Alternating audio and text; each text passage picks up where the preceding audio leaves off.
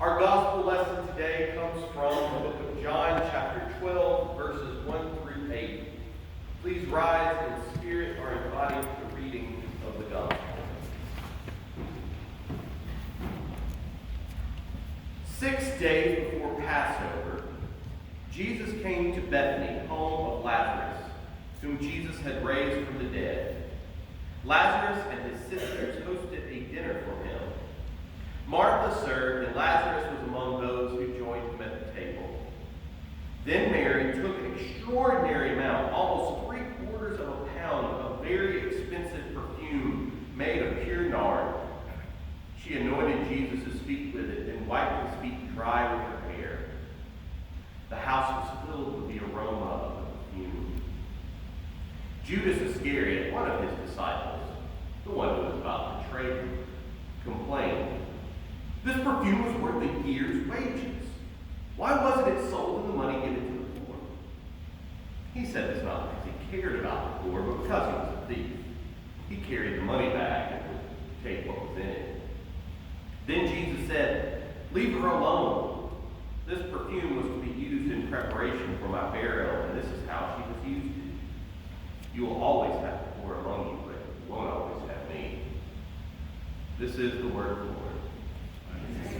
Let us pray.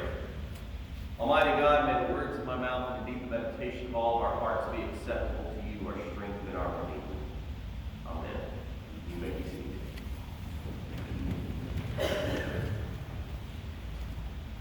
So a couple of years ago, when I was still on the coast and Paige was living up here, my wife Paige was living up here, I had the opportunity to listen to a whole bunch of podcasts as I was driving back and forth between Jackson and Gulfport. It was a 3-hour drive. I was up here a couple of times a week. I was in the car for 12 hours. I listened to a lot of podcasts. And one of the podcasts I got really into, and this should tell you about as much about me as you can possibly imagine, was a podcast called Welcome to Night Vale. I still listen to it, but I got caught up. It was like about 5 years worth, and I listened to the whole thing. Welcome to Night Vale is kind of a horror sci-fi comedy podcast. The conceit of it is it's the local news of a small town in the desert Southwest, but it's a town where every conspiracy theory is true. There are black helicopters, shadowy government agencies, aliens, multiple dimensions, etc., etc. And of course, because they all live with it, it's all very normal to the residents of Night Vale. Cecil, the broadcaster, talks about the dog park that no one is allowed to enter or acknowledge as if it's just another annoying bureaucratic foul-up.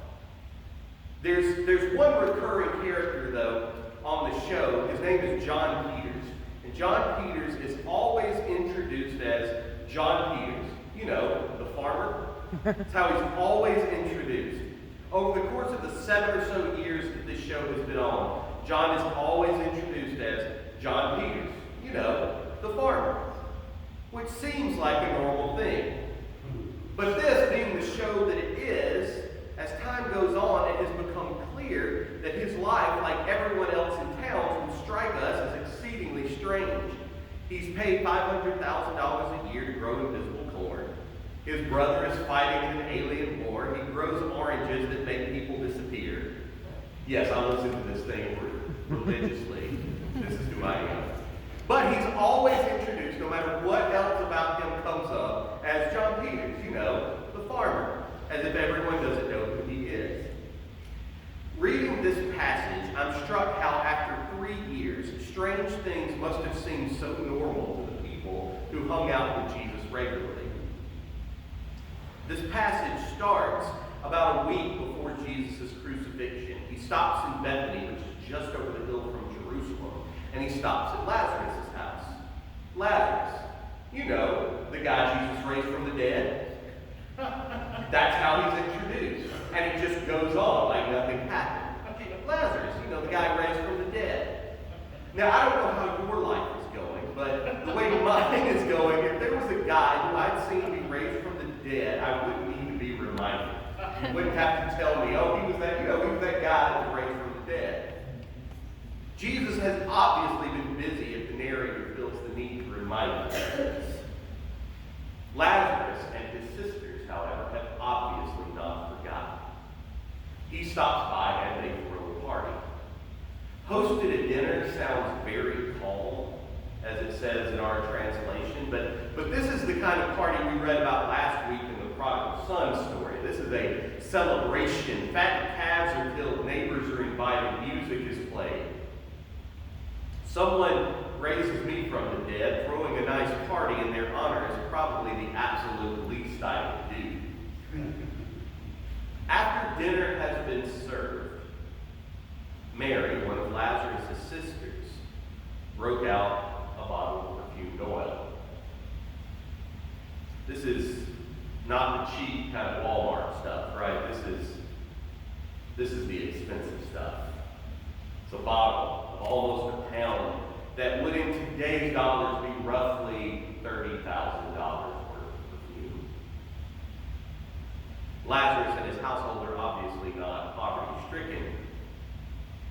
We don't know where she even got it. It's the kind of stuff you anoint a king with. It's also the kind of stuff you anoint the dead with. It's not outside the realm of possibility that this had been bought in preparation for Lazarus' own funeral. Well, Mary, as dinner is ending, walks up to Jesus, who had been sitting at the head of the table as the honored guest.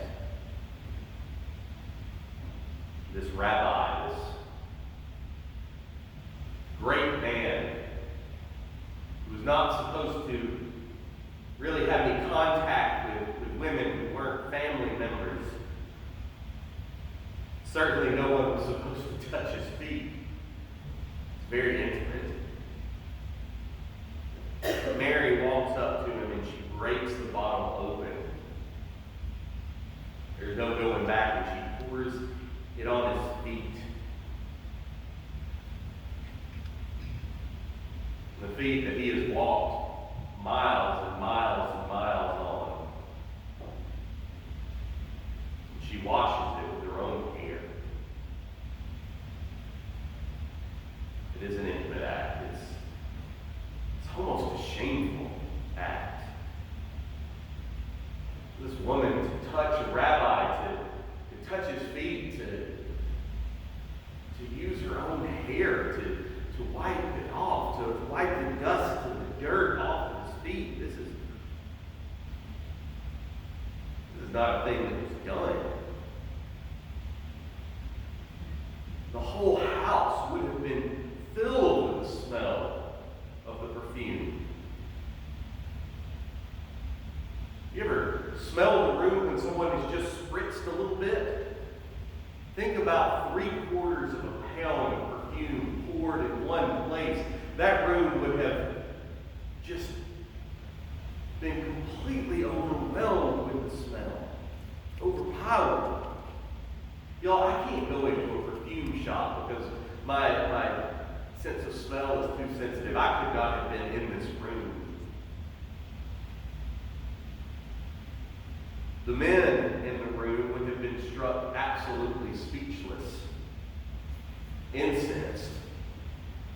See what I did there? But would have been just horrified. Except one guy. One guy knew exactly what to say. And this is one of those weird moments that makes me very nervous. Because Judas, you know, the guy who was about to betray Jesus, he is furious. Judas is the finance chair for the disciples. Sorry, Richard. And he knows exactly how much money this perfume would have cost. I mean, sure, this woman shouldn't be touching the rabbi like this, but even more so, how much good could they have done with the money that was spent on that bottle of perfume? And here's the thing. I read this and I think, Judas has a point there.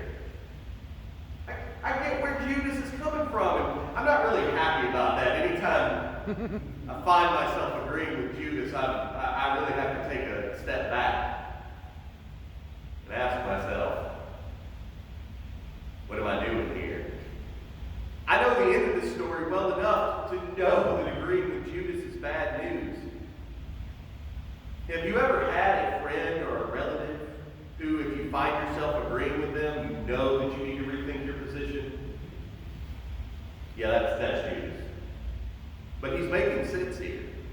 That perfume is worth more than a common laborer would have made in a year. It is beyond wasteful. Now, the author of John, the narrator, says that Judas didn't actually care about that. He was stealing from the common purse. He was skimming off the top, and maybe he was. We're inclined to believe that, knowing what we know about Judas, but honestly, who knows? The author of John was not exactly liable to give Judas a fair hearing here, but whether Judas actually cared about the poor or not, actually cared about how much was spent here or not, he makes sense, doesn't he? That money could have been put to better use. Jesus is just going to go back on the road and get his feet dirty all over again. And I kind of expect Jesus to say, you know, Judas is right. He's right. We should have spent this, we should have sold this and spent this money on the poor. But of course that's not what Jesus does. We've read it already. He accepts Mary's devotion. She has emptied the bottle, and she has emptied herself in love and thanksgiving. She knows that Jesus is going into danger, and she wants to show him love. And Jesus says to Judas, hush. Just leave her alone. Leave her alone. Mary knows exactly what she's doing, and she's doing exactly what she should be. She's preparing me, Jesus says, for my burial. It's an act of great love and devotion, and who are you to prevent her from doing that? I won't be here much longer. Let her do it. Then he says something that has been misread and misinterpreted for millennia. You will always have the poor with you. No. Look, is Jesus actually saying that it's okay not to take care of the poor? Because that's what a lot of Christian commentators have said over the course of the last 2,000 years. Well, Jesus said that the poor would always be with us, so there's really no use in doing anything for them. Is Jesus really saying that we'll never actually solve poverty, so don't even try? Well, hopefully, if you're here and you've read a little bit about the man, you would know that no, that is not what he is saying at all. Of course, he's not saying that. Don't worry, he is saying. Don't worry. If you want to take care of the poor, you have plenty of opportunities to do that. If you want to take care of the poor, don't worry. You can walk out of this room right now and find all kinds of folks who are in need to help, to be in ministry to and with. But where has been that kind of concern for those in need until this very moment? It's only now that Mary is showing me this kind of love that you all of a sudden worry about the poor. You've had them. You've had them your whole life. You've had them for the last 3 years, and you will continue to have them. You have the rest of your life to take care of the poor, so do it.